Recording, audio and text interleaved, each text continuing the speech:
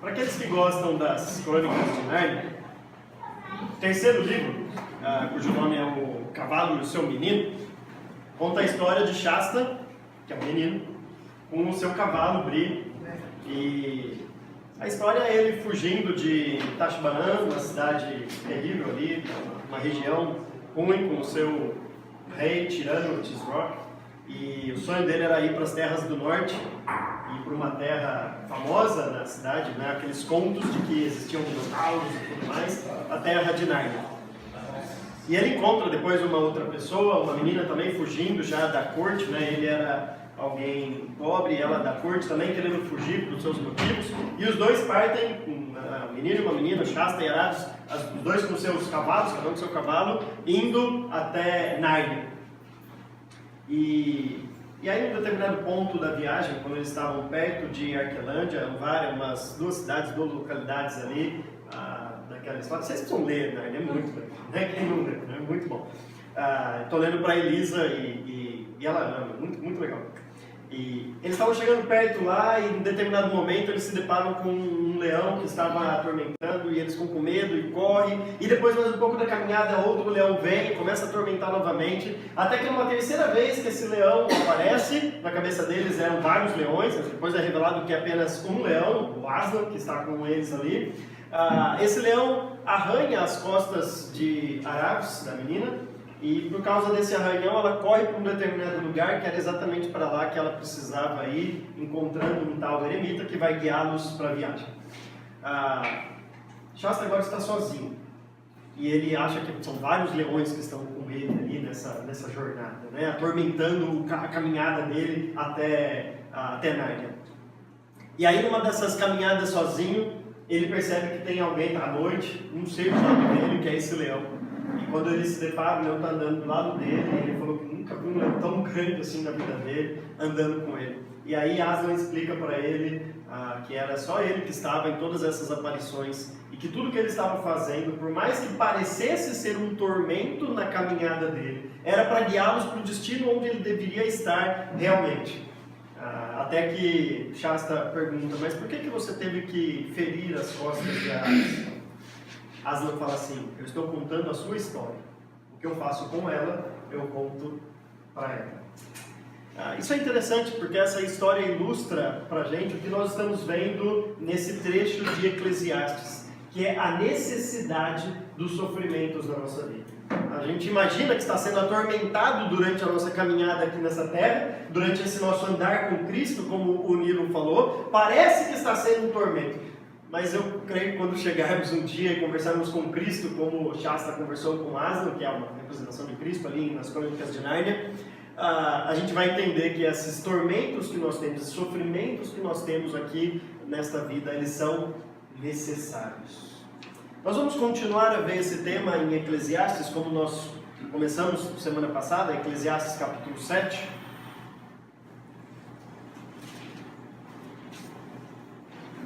Porque nos próximos 4 versículos, Salomão vai mostrar, nós vimos na semana passada, que as adversidades são necessárias na nossa vida, o sofrimento eles são necessários e por isso, inclusive, desejáveis, ao que Paulo fala em Filipenses 3:10, eu quero participar desses sofrimentos de Cristo. A gente percebe isso e Salomão vai tratar especificamente da morte, a reflexão que a gente tem que ter diante da morte. Agora, a partir do versículo 7, ele vai mostrar 4 elementos que podem atrapalhar essa nossa reflexão sobre o sofrimento. Ele diz assim, versículo 7 até o versículo 10 de Eclesiastes, capítulo 7. A opressão transforma o sábio em tolo, e o suborno corrompe o coração. O fim das coisas é melhor que o seu início, e o paciente é melhor que o orgulhoso. Não permita que a ira domine depressa o seu espírito, pois a ira se aloja no íntimo dos tolos. Não diga, porque os dias do passado foram melhores que os de hoje, pois não é sábio fazer esse tipo de pergunta. Então Salomão está tratando sobre o sofrimento. E vocês perceberam que a tônica dele continua sendo o estilo literário que ele usa em Provérbios. São frases isoladas, provérbios isolados, e aqui especificamente do tipo, isso é melhor do que aquilo, isso é melhor do que aquilo, é melhor isso do que aquilo, esse tipo de comparação que ele faz. A primeira coisa que pode atrapalhar aqui o aprendizado que nós devemos ter no sofrimento é algo que, se a gente não entender o contexto todo, pode parecer algo totalmente fora que Salomão está jogando. Porque ele fala, a opressão transforma o sábio em tolo e o suborno corrompe o coração. Você fala, Salomão, o que isso tem a ver com sofrimento? O que isso tem a ver? Salomão já tratou da opressão no capítulo 5, versículo 8, agora da opressão que a gente está acostumado a ver, do rico em cima do pobre. Ele diz, quando você entrar numa vila e perceber o rico oprimindo o pobre, não se assuste, porque isso de fato acontece. Aí já falou sobre esse tipo de opressão. Agora, não é essa opressão que ele está falando aqui. E a gente sabe disso por causa dessa comparação que ele faz. Lembra que a gente falou no versículo 1, quando ele usa o bom nome é melhor do que um perfume finíssimo? E aí a gente fala, o que isso tem a ver? E é simplesmente uma comparação de um ditado que tinha na época, de uma verdade, de uma máxima da época, e ele está comparando o exterior com o interior. Perfume é só o exterior, nome é algo interior, é o caráter da pessoa, e mostrando isso com a alegria e a morte. A alegria é simplesmente o exterior, você está só alegre, feliz, você não pensa em nada, mas diante da morte, você reflete na vida. Salomão está fazendo isso outra vez aqui. A segunda parte do versículo, o suborno corrompe o coração, é algo, a máxima da época. E ele está querendo dizer, há um elemento, que é o suborno, que pode corromper o coração, esse interior do ser humano, essa integridade, esse caráter do ser humano. Salomão já tinha advertido isso lá em Provérbios capítulo 15, no versículo 27, ele diz, o avarento põe a sua família em apuros, mas quem repudia o suborno viverá. Ele já tinha alertado isso era uma máxima na época, de que o suborno é ruim, como é hoje. O suborno põe em risco a sua família, é uma avareza, um avarento põe em risco não só a si mesmo, mas as suas finanças, mas a segurança da sua família. Então aqui em Eclesiastes, Salomão compara isso com a opressão. Assim como o suborno corrompe o interior, o coração da pessoa, assim também a opressão, e a gente não pode perder o contexto do aprendizado diante do sofrimento, a opressão impede que nós sejamos sábios. Lembra quem é o sábio aqui nesse contexto de Salomão? Nos 6 primeiros versículos ele deixou claro que o sábio é aquele que diante do sofrimento aprende. Ele reflete na vida, no significado da sua existência e aprende com isso. O tolo não. O tolo só quer saber de cantar, de festejar, ele não quer descobrir o significado da sua existência. Salomão fala que a opressão pode transformar um sábio em tolo. A opressão pode fazer com que a gente não reflita na vida diante dos nossos problemas. Agora a gente entende que tipo de opressão que Salomão está falando. Salomão está falando de uma opressão tipo a que Jó passou. Lembra? Aliás, perceberam quantas vezes a gente usa Jó em Eclesiastes? Não tem como não usar, né? São livros paralelos às mensagens. Jó sofreu tudo que tinha que sofrer, a gente sabe por que no começo do livro, que Deus estava querendo com tudo isso. Ele não, muito menos seus amigos. Mas os seus amigos chegam lá e ficam pressionando ele. Jó, e aí? Confessa o pecado. Jó, o que você fez de errado? Jó, não sei o quê. Essa opressão que faz Jó ficar confuso no seu interior e você não deixa a pessoa aprender o que ela precisa aprender. Essa opressão que a gente recebe.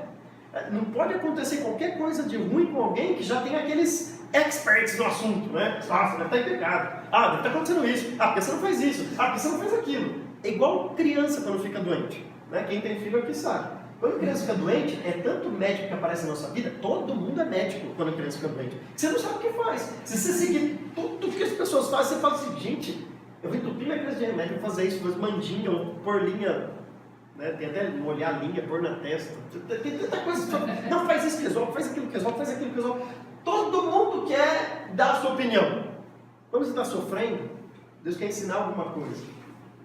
Só que a opressão das pessoas, da sociedade, como Jó passou, pode transformar um sábio, alguém que reflete diante do sofrimento, num tolo. Isso se a gente der ouvido para essa opressão. Salomão está falando, opressão é algo que pode atrapalhar o aprendizado de alguém. Agora, vamos então nos colocar no outro lado. Imagina que você está com alguém, talvez sua família, talvez do lado, sofrendo com alguma coisa. Não seja então como os amigos de Jó. Não atrapalhe o sofrimento de alguém. Isso não quer dizer que você não pode dar um conselho, isso não quer dizer que você não pode, quando necessário, exortar, mas eu quero dizer que nós devemos ter muita sabedoria nesses momentos de sofrimento. É por isso que, quando a gente está, que é o tema do Salomão no velório, o melhor conselho, a melhor fala que a gente pode dar é o silêncio. A gente chegar do lado de alguém, pôr a mão no ombro, eu estou aqui quando você precisar. Quando a gente fala muita coisa, eu preciso ajudar, eu preciso falar muita coisa, você vai falar assim, não, deixa a pessoa aprender o que Deus está querendo ensinar para ela. Essa opressão diante do sofrimento atrapalha o nosso aprendizado. Literalmente aqui a ideia, não é o sábio se tornar tolo, é endoidecer o sábio. O cara é sábio, mas se ele ficar dando ouvido para toda essa opressão, se ele tiver pessoas igual os amigos de Jó fizeram, vai ficar doido. E você fica doido mesmo, porque todo mundo tem uma resposta, todo mundo tem um conselho, todo mundo quer te ajudar. A gente tem que ter sabedoria para falar e sabedoria para ouvir. Porque o principal diante do sofrimento é aprendermos. Talvez o melhor a se fazer é orar como o salmista lá do Salmo 119. E ele diz assim no versículo 134. Resgata-me da opressão dos homens, para que eu obedeça aos teus preceitos. Deus, me livra nos momentos de sofrimento desses opressores, daqueles que querem me oprimir, não deixar eu aprender a lição necessária diante disso. E também, se a gente está do outro lado, me ensina a lidar com isso. A gente precisa. Então a opressão transforma o sábio em tolo do mesmo jeito que o suborno também faz isso. Salomão está usando essa comparação aqui em Eclesiastes. Então esse é o primeiro elemento que pode atrapalhar o nosso aprendizado, a opressão. O segundo, versículo 8.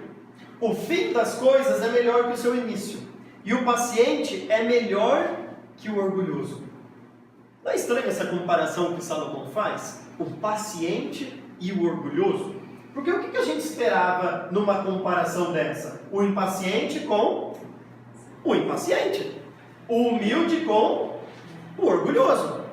Agora, não é à toa que Salomão faz isso. Ele não esqueceu o que estava escrevendo, ou teve um devaneio, ou qualquer coisa do tipo, e confundiu e errou o que estava escrevendo. A ideia é que Salomão está querendo nos fazer pensar e colocar em similaridade o humilde com o paciente e o orgulhoso com o impaciente. Agora, por que isso? Essa é a grande pergunta. Para isso a gente tem que entender o comecinho do versículo 8. Salomão diz, o fim das coisas é melhor que o seu início. Lembra do que Salomão está tratando? De sofrimento. O fim das coisas é melhor que o seu início. Pode ter certeza, e eu sei, porque a gente passa por isso, eu passo por isso, vocês passam por isso. Quando a gente está em sofrimento, é ruim. Claro que é ruim. Ninguém quer passar por isso. Mas é a fé que nos leva a crer que o fim vai ser bom diante disso. Quando a gente aprender a lição, quando a gente chegar no final desse processo, você vai olhar para trás e falar, foi bom, foi necessário isso para a minha vida. Eu precisava, como o Chas falou, eu precisava de um leão me atormentando, porque senão eu, menino, caminhando no deserto, não ia chegar onde eu precisava. Eu precisava desse sofrimento, eu precisava dessas lições. Agora, esse é o fim. Chegar no fim e falar isso é fácil. O problema é falar isso quando a gente está passando. Porque a nossa tendência é ser impaciente. A gente não quer esperar esse processo. A gente quer passar o sofrimento o mais rápido possível. Ninguém quer passar por isso. A gente não gosta disso. A gente não gosta do sofrimento. Mas nenhuma criança que está aprendendo a andar de bicicleta gosta de cair. Gosta de cair e ralar o joelho? Mas você conhece uma criança que aprendeu a andar de bicicleta e nunca caiu na vida? Você conhece uma criança que aprendeu a andar que nunca caiu? Repara a testa da Cecília como está. Reparou bem. Aliás, toda semana praticamente, se vocês olharem para a testa dela, vai ter um roxinho lá. É impressionante quando ela cai. Aprendendo a andar, agora está aprendendo a correr. E para piorar, ela está querendo fazer o que a Elisa faz. E tem uma certa diferença de idade, estrutura e capacidade motora. Mas ela acha que não. E ela está pagando preço para aprender que não. Então toda vez ele tem um roxinho. Para aprender as lições da vida, o sofrimento é necessário. Não tem aprendizado sem sofrimento. Eu quero ter uma profissão. Mas, amigo, você vai ter que ficar 5 anos estudando. E às vezes estudando de madrugada. E não tem opção, não tem. É sofrimento. O aprendizado requer sofrimento. É com o sofrimento que a gente aprende. Mas nós somos impacientes. A gente não quer esperar o fim das coisas. A gente quer sair logo desse sofrimento. A gente não gosta disso, mesmo sabendo que é necessário. Agora, por que o Salomão está falando do impaciente e paciente, e agora ele fala do orgulhoso e do humilde? Porque geralmente a gente quer sair dessas situações não porque aprendeu a lição. Não é por causa disso. Geralmente a gente quer sair dessas situações porque a gente olha para Deus e fala como Jó. Deus, quando chegava nos lugares, os mais velhos se levantavam. Eu estou passando por isso. Eu sou alguém exemplar. A minha fé é invejável. Eu sou alguém muito bom. Eu passar por uma situação dessa, talvez o outro merecia passar, ele precisa aprender muita coisa. Eu passar por isso, logo eu pegar uma doença, logo eu ficar desempregado, que tanto faço isso, que tanto faço aquilo, que tanto sou isso. Percebe como a impaciência tem tudo a ver com o orgulho. A pessoa não quer passar por aquilo porque ela se acha boa demais, ela se acha imerecedora de passar por aquele sofrimento. Eu passar por isso? O humilde já não. O humilde deseja passar por isso. Por isso que Paulo desejava passar pelos sofrimentos que Cristo passou. O humilde espera pacientemente o tempo do sofrimento.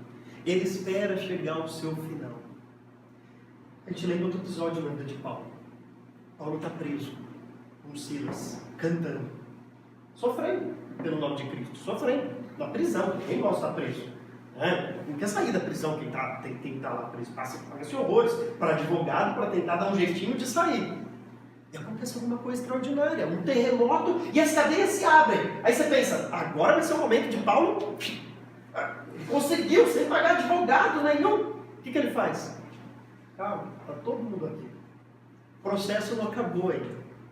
Perceba a diferença do pensamento, a diferença de como Paulo encarava os sofrimentos, como a gente faria. Eu posso ter certeza que se fosse eu naquele momento, eu ia falar, Deus mandou um terremoto, vamos fugir daqui, vamos, deixa o carcereiro, não estamos nem aí. O cara vai morrer, Deus está levando todo mundo. Paulo, não acabou o processo ainda. Não é assim que acaba. O processo tem um fim. E é quando chegar ao fim que vai acabar essa minha lição que eu estou aprendendo. Agora, às vezes o fim não é nessa vida. Nós estávamos orando muito tempo por aquela criança, a Rebeca, e tinha uns 9 anos, se não me engano, 8, 10 anos por aí, e ela faleceu, semana retrasada. Mas é interessante, a gente estava num pequeno grupo com a família lá do Beto e a Bia contando pra gente, e quando a Bia foi pedir oração pela família, tudo, a Bia falou assim, vamos pedir oração porque Deus resolveu, e eu guardei isso para mim, Deus resolveu curar a Rebeca. É verdade. Às vezes o fim das coisas não vai ser aqui nessa vida. Às vezes o fim das coisas vai ser na outra vida. Porque às vezes a gente pega uma doença e Deus não quer nos ensinar com essa doença e depois livrar. Ele quer nos levar para próximo dele. E morrer. Às vezes acontece isso. Mas a gente pode ter certeza. Quando a gente chegar lá do lado dele, a gente vai olhar e vai falar, isso foi melhor para mim. Claro que durante a doença você vai falar que não. Mas quando você estiver perto dele, você vai falar assim, graças a Deus que eu peguei aquela doença, porque isso foi melhor para a minha vida. Mesmo que isso tenha te causado a morte. Então, o fim é sempre melhor do que o seu início. E a gente tem que ser paciente e humilde para aprender estas lições. O versículo 9 tem o terceiro empecilho para o nosso aprendizado. Não permita que a ira domine depressa o seu espírito, pois a ira se aloja no íntimo dos tolos. Aí você fala, Salomão, não consigo acompanhar o seu raciocínio. O que tem a ver a ira agora nessa coisa toda? Tiago entendeu o raciocínio de Salomão. Tanto é que Tiago vai dizer assim lá no capítulo 1.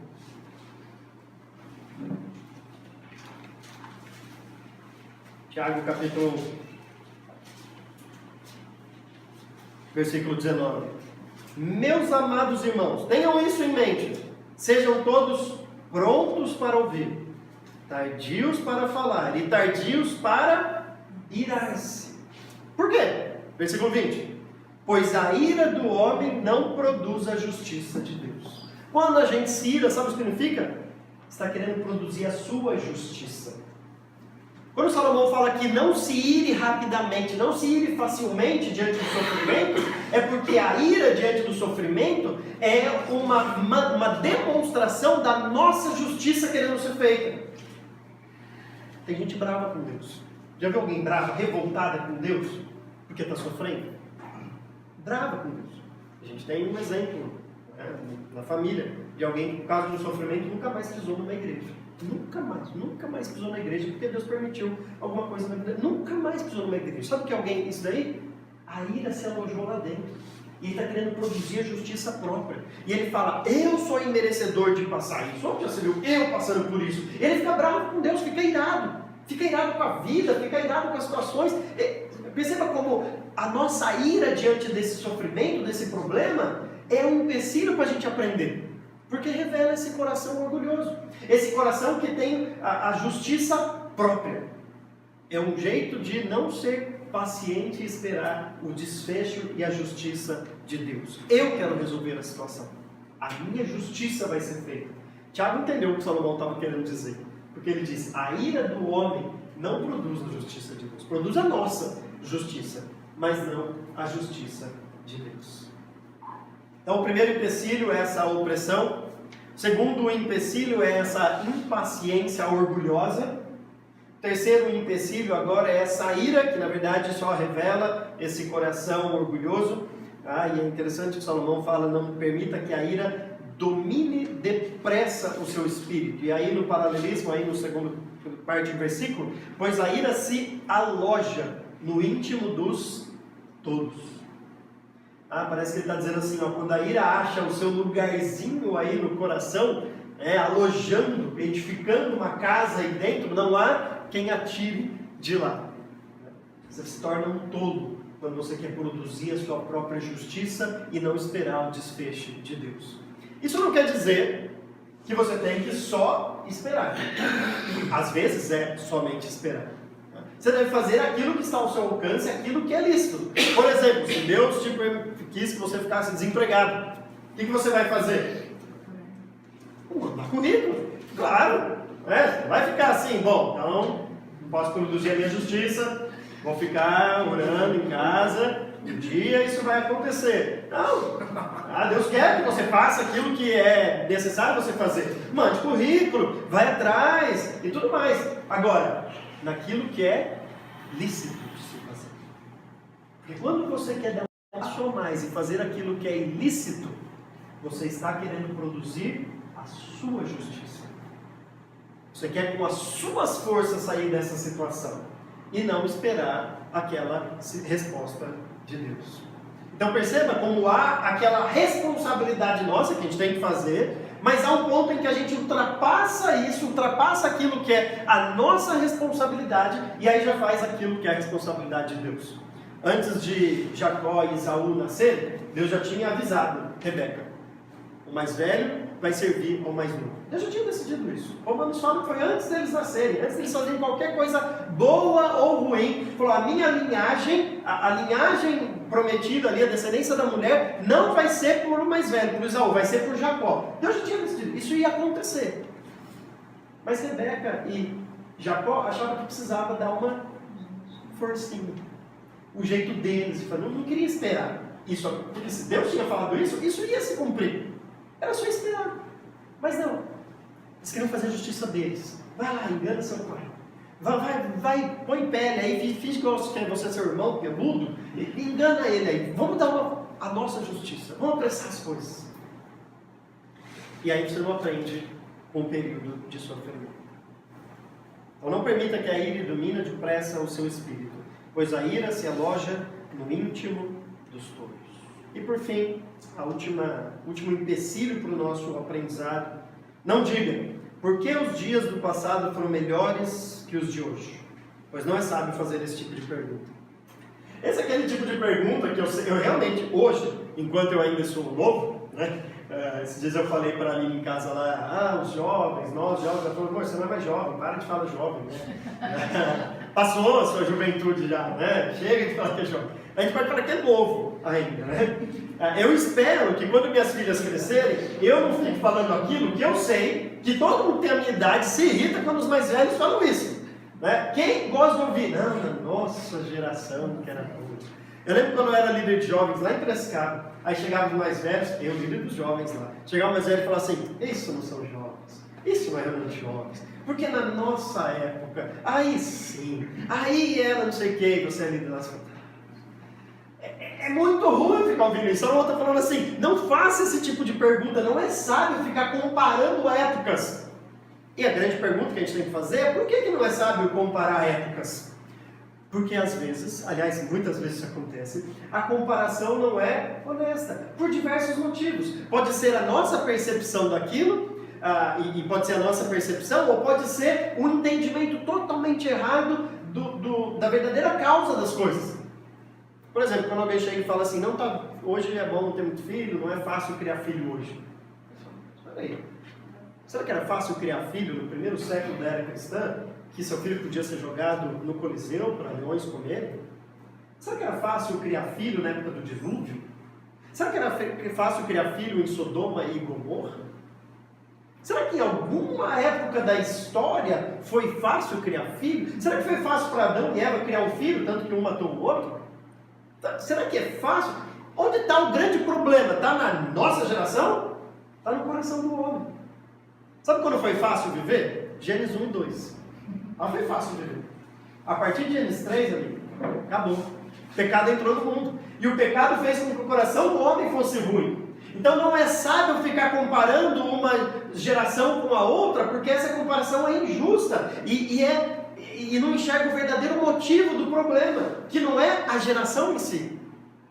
É o coração do homem, que é totalmente depravado, corrompido e voltado para o mal.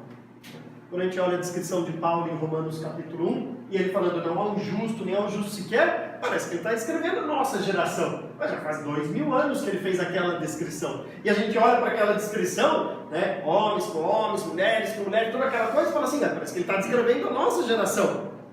Então não é sábio fazer esse tipo de comparação. Agora, Salomão está falando de sofrimento. Por que diante do sofrimento não é sábio fazer esse tipo de comparação? Talvez a melhor maneira de responder isso é a gente lembrar um episódio famoso na história do povo de Israel. Lembra quando o povo de Israel foi liberto do Egito? Escravo no Egito. 400 anos de escravidão no Egito. Aí eles chegam agora livres, como um povo livre, lá no deserto. Livres da escravidão. O que eles falam? Que saudade da época do Egito. Aquela época era melhor. Nós comíamos bem. Parece que eles eram reis no Egito, parece? Do jeito que eles falam, parece que eles eram assim, o melhor estilo de vida no Egito. Eles falam, aquela época era boa. Agora a gente está sofrendo. Mas aquela época era boa. Espera aí, se era boa, por que ele aceitou ser liberto do Egito? Por que falou para Moisés, não libera a gente não, está gostoso aqui. Perceba como esse comparativo do antes e do depois, muitas vezes é incompleto, é injusto. Quando a gente olha e fala assim, antes era bom, a situação que nós estamos passando hoje é horrível, é algo assim, insuportável. Espera aí, para mesmo para analisar, é verdade isso? Honestamente, é verdade isso? A geração anterior era feliz, dos meus filhos, espera aí, é sábio fazer esse tipo de pergunta, esse tipo de comparação? Parece que Salomão, depois de refletir, falou assim, diante do sofrimento, não faça esse tipo de comparação, porque essa comparação não é honesta. E mais, que é o que ele está dizendo aqui, pode atrapalhar o nosso aprendizado diante do sofrimento. Porque ao invés de refletir o que eu tenho que aprender diante disso daí, eu fico preocupado em ficar comparando, porque os dias do passado foram melhores do que o de hoje. Essa comparação que impede a gente de aprender. É por causa desse versículo que muita gente acha, crê, que Eclesiastes foi escrito bem depois, e não na época de Salomão. Né? Porque na época de Salomão o negócio estava, né? Tinha ouro para tudo quanto é lado, prata era igual pedra, quem tinha vida ruim? Quem disse que dinheiro é motivo para não ter frustrações na vida? Para não ter busca de significado para a sua existência? É só ver o quanto de suicídio que acontece, como eu falei aqui, entre os ricos. Há ricos que se suicidam, que tiram sua vida. E aí você pensa, por que na época de Salomão não podia ter esse tipo de reflexão? Pelo contrário, sempre vai ter esse tipo de questionamento. Os dias do passado sempre vão ser melhores, porque o nosso coração é sempre ingrato. A gente sempre acha que está vivendo uma injustiça, que a nossa vida poderia ser melhor. Isso nos impede de aprender com o sofrimento. Salomão já mostrou o valor do sofrimento nos 6 primeiros versículos que eu tratei com vocês semana passada. E agora ele está mostrando o que pode atrapalhar o seu aprendizado, o meu aprendizado diante do sofrimento. A opressão, a impaciência orgulhosa, a ira que revela esse coração orgulhoso e essa comparação de gerações que é desonesta, que não deve ser feita. E diante de tudo isso, talvez o melhor que a gente deva fazer. Claro que hoje, quando você está diante do sofrimento, isso é pela fé. Mas a gente tem que acreditar que é pela fé. Que quando a gente chegar lá no final desse sofrimento, que alguma coisa que a gente está passando, a gente vai poder falar como o salmista. Vamos lá, eu quero encerrar com este versículo. Salmo 119, versículo 71.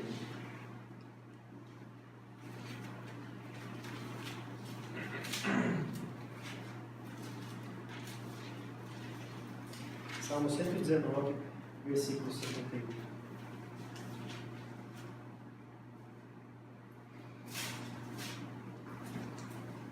Espero que, depois de um momento de sofrimento, você possa passar por ele repetindo essas palavras.